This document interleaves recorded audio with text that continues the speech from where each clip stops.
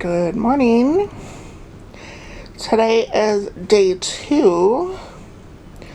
I did not film very much yesterday. Yesterday was a little stressful.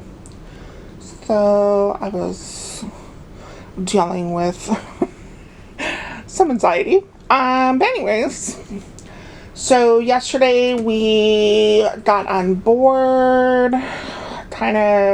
We couldn't go to our room right away, so we had to wait for our room to be ready. And then we got to our room, and then the boat pulled away about 4:15. Then we went and had dinner. And then we pretty much got back to the room and crashed. But today is day 2. It is a day at sea.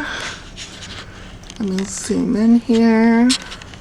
Look how beautiful it is, the ocean. We have a room with a balcony, which if anybody is gonna do a cruise, I'm telling you now, that's the way to go. But like I said, today is a day at sea. We have no ports, no nothing. So I brought 4 books with me to read on the cruise. So I thought I would do a little cruise vlog. The 4 books I brought is Blood Cruise by Matt Strandberg. I wanted to try to find some books that were like, aligned with my trip. So I am doing an Alaskan cruise. So I got a book that is set on a cruise. I have 2 cruise books. I have this one, and I have The Woman in Cabin 10 by Ruth Ware is another cruise book.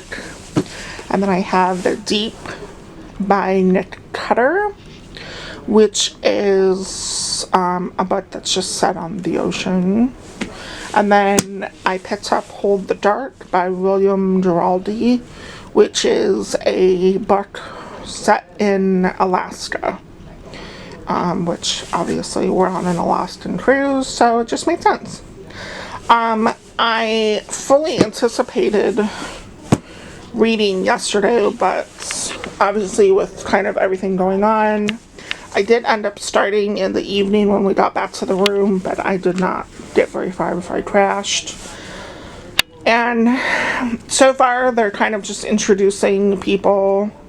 And it's kind of funny, actually, starting this book because they're, like, getting on the cruise, which is exactly what we did yesterday, so it was kind of funny. But, we're, like, 46 pages in, and they've introduced us to, like, 10 different characters. I'm like, oh my god, how am I going to keep all these fucking people straight? So, I think what I'm going to do is bust out some notes and do like a character map or something, because I'm already kind of confused as to who's who. So but yeah, so far it's pretty interesting. They're again just kind of introducing us to the characters. I think at some point they get stranded, so we'll see how that goes. Yeah, it's a pretty thick book. I'm hoping, since today we're at sea, we just got done with breakfast, I'm gonna see if I can find some spots on deck to just kind of chill and read. We are doing, I think I signed up to do bingo or something later, so yeah, we'll see how that goes.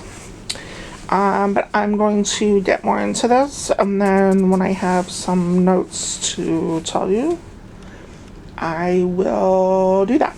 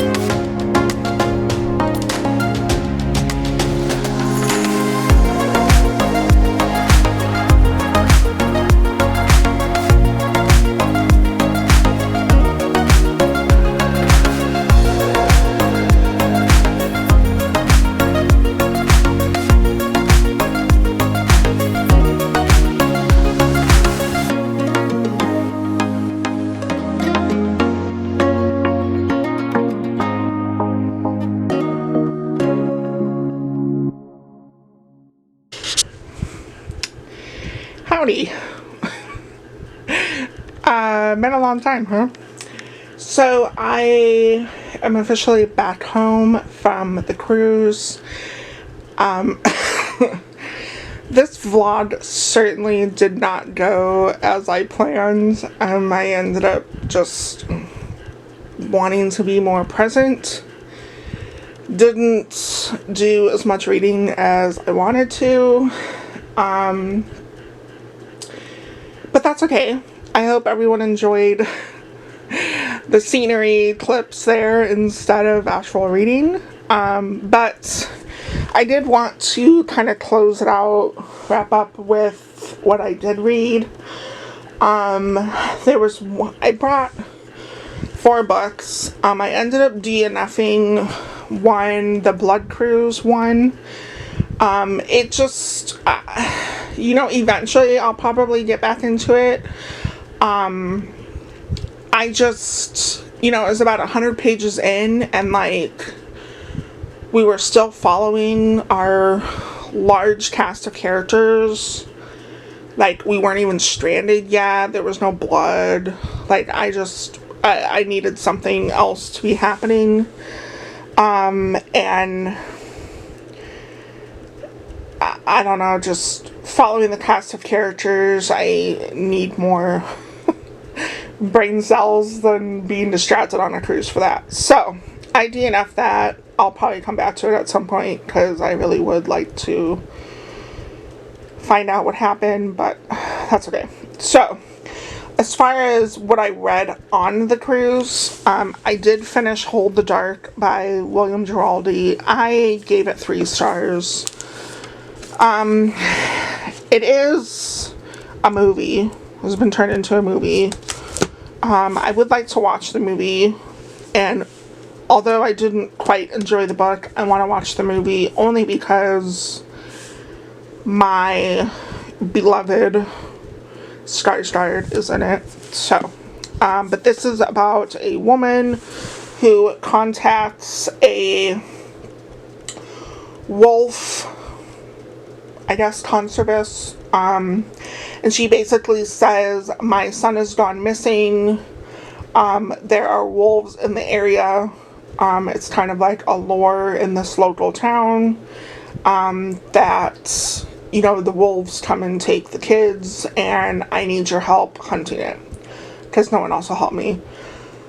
And this guy is kind of, I guess, down and out in his personal life, and I think he goes out there thinking that he's going to prove to them it's not actually wolves doing the killing, but despite his better judgment, he goes out there and he uncovers some other stuff. This woman's husband is away at war, and the whole thing is when he is returning, she wants to have a body or some sort of answer on what happens to her boy, so that she can in turn give answers to her husband when he returns. So after uncovering some stuff, he returns, and then it just gets really weird. They make it seem like the wolves are a big part of the movie, or a big part of the book, but they're really not. I think that was my biggest thing. I wanted more wolf activity. I felt like I was led astray. It's not bad. It just has some really good imagery. There is a slight cult undertone, which was kind of interesting. All in all, I gave it 3 stars. Like I said, I would like to watch the movie, but yeah. So that, I did actually read this and finish it on the cruise. I picked this. I was trying to pick books that were kind of related to my cruise. So I took an Alaskan cruise, so I picked this because it's set in Alaska.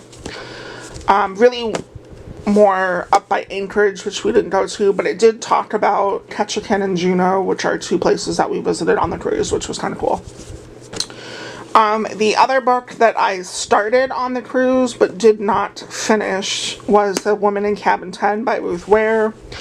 I picked this because this is actually about a woman set on a cruise, so I wanted a cruise book.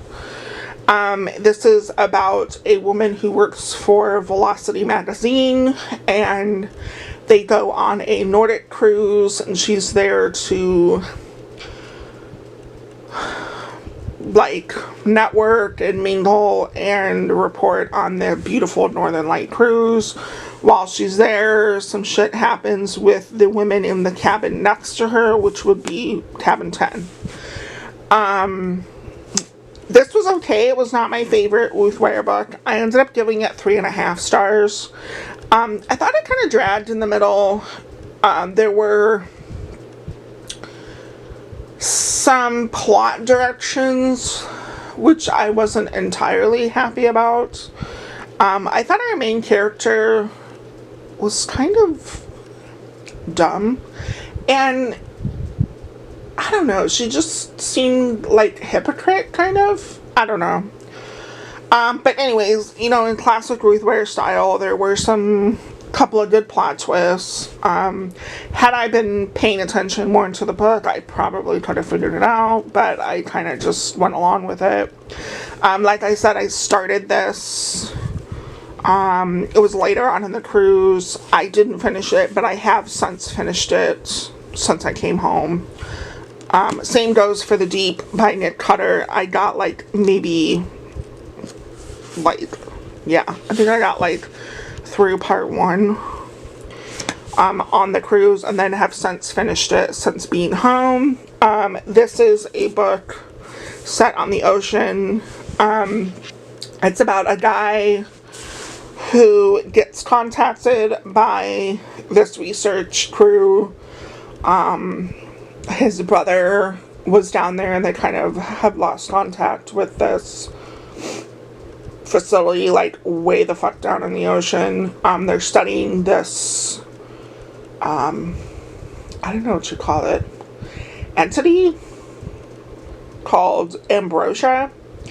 And so he ends up going down there with a small crew and, you know, tries to understand what's happening with this Ambrosia stuff, what they've discovered, kind of figure out, like, what happened to his brother. You know, it was interesting, and in classic Nick Cutter style, there were some pretty horrific descriptions of stuff happening, bodily horror, that kind of thing, which I did enjoy. I felt like there were, like, some of the characters went on these tangents, which I don't know that I exactly followed. I mean, I guess by the time I get to the end, I kind of understand why the author chose to have that character go on that tangent, but it just felt like it wasn't placed accurately in the book. I don't know. It was kind of weird. And then there was, like, some other stuff happening, like there was a bee scene that just seemed out of place. It's very disorienting because, you know, they're down in the deep, they're isolated, you know, sea fever is like a real thing. They kind of start to hallucinate. So you're not really sure. Like, some of the stuff is half true, half not. Some of the stuff is a memory. Some of the stuff is totally just 100% hallucination. So it's kind of eerie in that aspect. You're kind of start to get a little paranoid. There were times that even just the descriptions of stuff that was happening, I could tell I was getting a little claustrophobic. You know, so it wasn't bad. I did give it 3.5 stars. I thought the ending was very unique. I, of course, loved all the bodily horror, but again, it just dragged a little bit for me. And I will say I liked The Troop a little bit better, I believe. But I have one other book by him. It's called Little Heaven, and I would still like to read that. I think he's a really great author. I love his writing style. So yeah. So that is kind of the end of the cruise vlog. I ended up finishing 3 of the 4 that I brought. This vlog kind of fell apart, but I wanted to still put it out there so that everybody can see all the beautiful scenery and yummy food that I got to enjoy. And yeah, that's it for the vlog. I have another vlog coming up. Hopefully that one will be a little bit better. But yeah, that's it. If anybody ever has a chance to take an Alaskan cruise, I say go for it. Get yourself a balcony and get ready to take lots of photos and videos because it is 100% beautiful. Yeah, that's it. Thanks for hanging out with me in this video, and I'll see you in the next one. Bye.